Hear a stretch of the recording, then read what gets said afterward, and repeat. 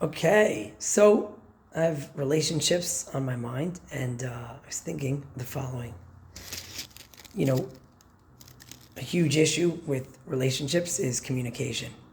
And whenever I talk about communication, I think about the problem of communication is that each one of us it's so clear to us, our way of thinking, that we can't even imagine there's another way of thinking.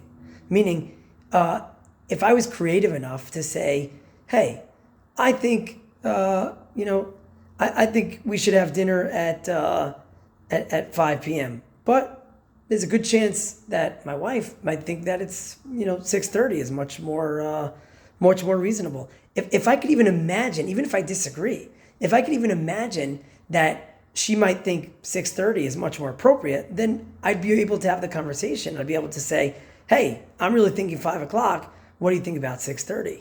A lack of communication generally is just a failure of imagination. Is that I can't even imagine. I could not even have thought that anybody would have thought differently than 5 p.m. for dinner.